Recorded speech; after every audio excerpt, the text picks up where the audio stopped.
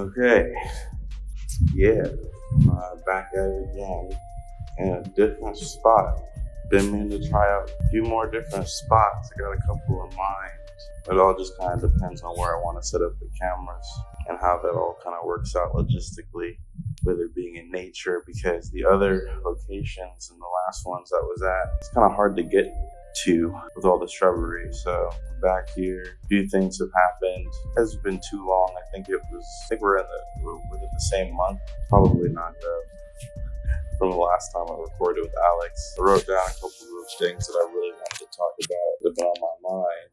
Yeah, I'm not even sure. I should have went back and watched what exactly was said with the Alex story, but pretty sure I left off at a certain point. They're pretty much all related to my job hunting stories and a couple of the other things I wrote down last time, but wasn't really trying to get into because Alex was there. I mean, I guess I'll start with the light stuff first to just get it out the way. But there's been a bunch of stuff going on with my car recently. I guess right now is somebody tried to break in, or at least some people tried to break in, multiple attempts and failed, and kind of jacked up my keyhole.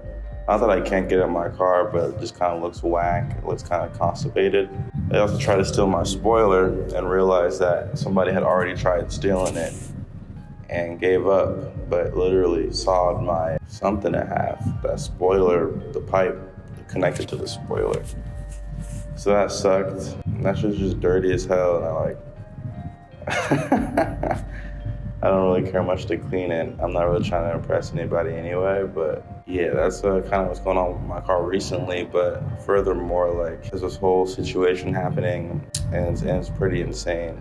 I'm being sued for $50,000 for, well, I don't even know how to say it properly. I'm being sued for $50,000 based off events that never happened.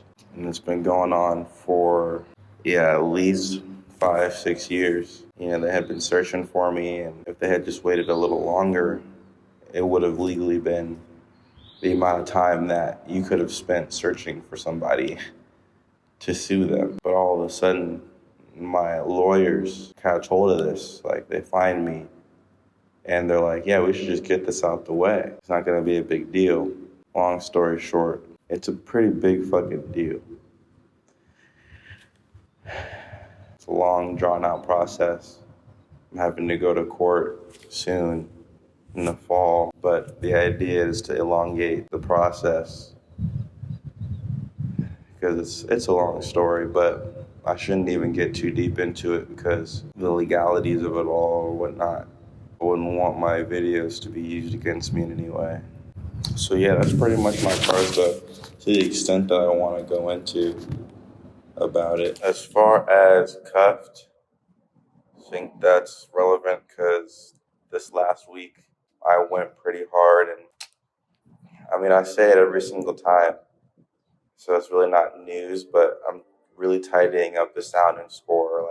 I got a chance to go to Sony studios, and I got a chance to sit behind Kai, our sound mixer, and Dan, who's been helping Kai mix the score and sound effects and sound for CUFFED at Sony, and it was dope. It was really awesome. I actually took footage, so I just realized now that I'm talking about it, I'm gonna put footage over what I'm talking about. So it worked really good together. We all three of us did, and we enhanced the music. I made sure I got all my notes covered, and there's one last thing I asked them to do, and they wanted it to be done in a week, and I was trying to give them the rest of the month, which is at least 2 or a week and a half, 2 weeks to a week and a half. So I'm thinking we're still not rushed for any time, we still have at least till mid-September.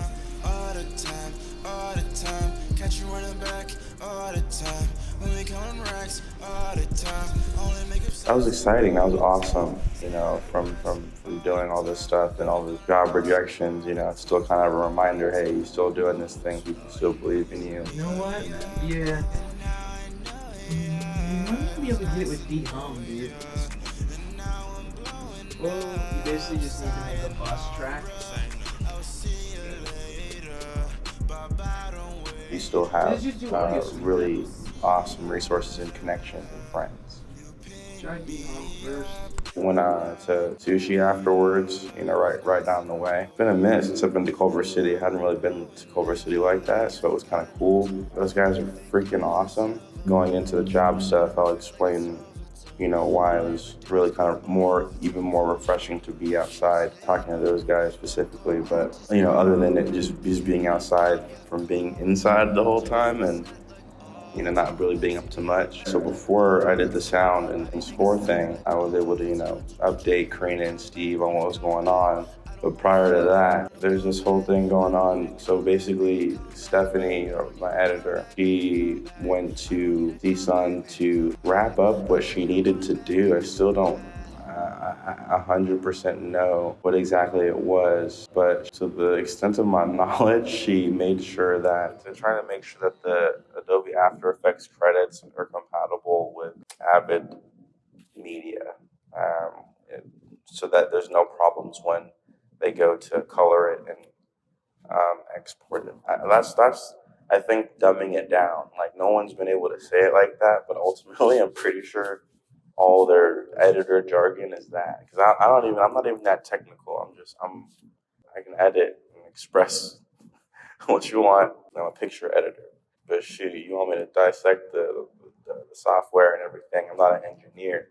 So yeah, and now it's being handled by another person who's going to be handling that situation for all the rest of the CSUN shorts, who's apparently an alumni coming back to do some stuff. That's pretty annoying, but it's out of Stephanie's hands. It's been out of our hands. Ours being mine, Steve's, and Karina's. And yeah, Karina's been in India this whole time, and she's been checking up and everything. So it's been really dope just to know that everybody's okay and enough to actually care. And still care. It's been so long. One of the things that it's been really hard to talk about is the fact that one of my actors passed away in the film. And she was awesome. I mean, she volunteered when I needed help for a character that I just did not cover. I was prepared in every other way, but this character I didn't think about whatsoever. And she came to set for a couple of days to help out during principal photography. The most I knew about it was that she was in my sound guy Jeremy's improv club. And, I got a chance to promote CUFFED there at one of the club sessions. It was dope. I don't even remember officially really meeting her until I asked anybody to volunteer for this character on set, and she raised her hand and she said she was going to do it. And I didn't think twice either, what I'm saying? I knew enough about her to know that she was dope, she was awesome, and she was talented. And she actually plays a character in a pivotal point in the film. It's a turning point for my film. And she also was a class behind me, so she got her senior thesis picked as well, and shot, and it incorporated animation, and pretty great conceptually. It was shot well. It was gonna be awesome once everything was fleshed out. She passed away in February. I didn't know till mid-March to some illness that she had been fighting pre-COVID. She had been sick with it. Steve reached out to her brother to see if we can get the blessing to have some sort of title card in her for CUFFED. At the end, he said yes. It was fine. He felt it was necessary. I was like, yeah, I love, she's forever, eternally intertwined with CUFFED. I'm never going to be able to escape that, so I might as well embrace her and, what happened.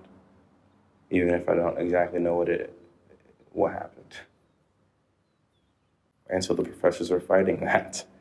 They don't want us to put a card at the end of the short, mainly because they have stuff planned for her during the premiere, but also her film did make it into the showcase, which is the premiere. And her cohort, I guess her crew, are going to be dedicated, I'm assuming, to finishing her film, which is incredible, you know. Yeah.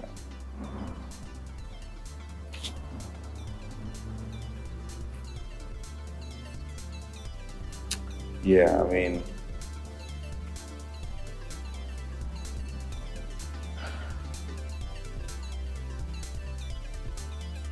that happened.